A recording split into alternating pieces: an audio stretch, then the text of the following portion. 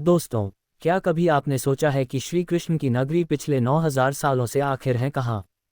वैसे ये तो सभी जानते कि वो डूब गई थी, पर डूबकर भी आखिर वो गई कहाँ? आपको जानकर हैरानी होगी कि ये नगरी आज भी समुद्र की गहराई में मौजूद है। जी हाँ दोस्तों, एकदम सही सुना आपने। रिसर्च की माने तो खुदाई में मिली द्वारिका की कहानी 9000 साल पुरानी है। इससे पहले आपको बता देते हैं कि आखिर द्वारका का निर्माण कैसे हुआ। दरअसल, माना जाता है द्वारिका को बसाने के लिए श्री कृष्ण ने समुद्र देव से जमीन ली थी और रातों रात विश्वकर्मा से इस नगरी का निर्माण करवाया। ये नगरी खूबसूरती और बेहतरीन वास्तुकला की मिसाल थी, लेकिन श्री कृष्ण की मौत के बाद ये पूरी नगरी समुद्र में डूब गई। वहीं इसके डूबने के पीछे दो मुख्य कारण थे।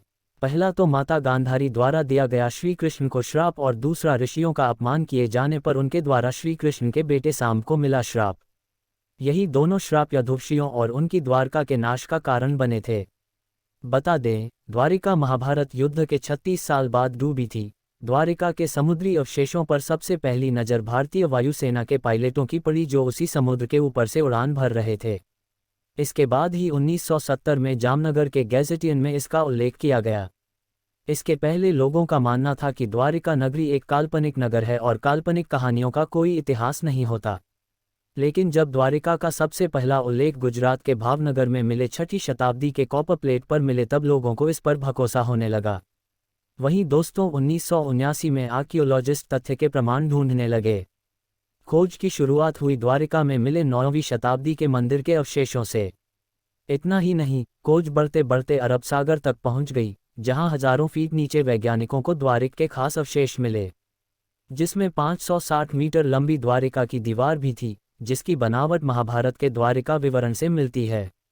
वहीं दोस्तों, कहा जाता है कि वहां की दीवारों में करीबन 50 टेक्सचर थे, जिसमें से 30 की खोज आर्कियोलॉजिस्ट ने कर ली थी। इसके साथ ही उन्हें उस समय के बर्तन भी मिले, जो लगभग 1528 से 3000 बीसी के लग रहे थे। ये सभी चीजें इस बात को चीख चीख कर बयां करती हैं कि द्वारिका आज भी समुद्र के अंदर मौजूद है। वहीं इस खोज को एक बार फिर से 2005 में भारतीय पुरातत्व सर्वेक्षण द्वारा शुरू किया गया था, जिसके बाद 2007 में उनकी टीम ने समुद्र से द्वारिका के कई अवशेष निकल लिए थे। वहीं इन अवशेषों के नमूनों को देश में ही नहीं बल्कि विदेशों में भी टेस्टिंग के लिए भेजा गया था, जिसके बाद ये पता चला कि ये सभी अवशेष तकरीबन 9000 साल पुराने हैं।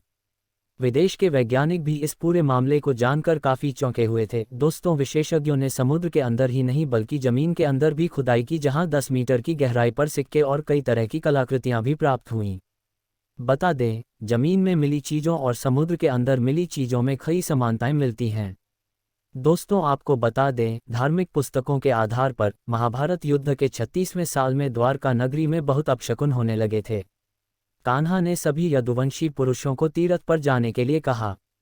इस पर सभी लोग द्वारका नगरी से तीर्थ के लिए निकल गए। वहीं प्रभास क्षेत्र में आने पर विश्राम के दौरान किसी बात पर ये लोग आपस में भिड़ गए। ये बहसबाजी झगड़े में बदली और झगड़ा मारकाट में बदल गया।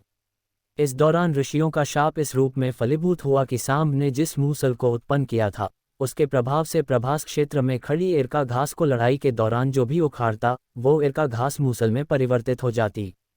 ऐसा मूसल, जिसका एक प्रहार ही व्यक्ति के प्राण लेने के लिए पर्याप्त था। इस लड़ाई में श्री कृष्ण के पुत्र प्रद्युम्न भी मारे गए। वहीं इसके बाद अर्जुन ने द्वारका पहुंचकर वासुदेव जी से कहा कि वह नगर में शेष बचे सभी लोगों को हस्तिनापुर चलने की तैयारी का आदेश दें। फिर अर्जुन ने प्रभास क्षेत्र जाकर सभी यदुवंशियों का अंतिम संस्कार किया। अगले दिन वासुदेव जी ने प्राण त्याग दिए। उस पर उनका अंतिम संस्कार कर अर्जुन सभी महिलाओं और बच्चों को लेकर द्वारका से निकल गए। जैसे ही उन लोगों ने नगर छोड़ा, द्वारका का राजमहल और नगरी समुद्र में समा गई। उसी नगरी के पिलर और अवशेषों के बारे में समुद्र से जुड़ी अलग अलग रिसर्च के दौरान जानकारी मिलती रहती है।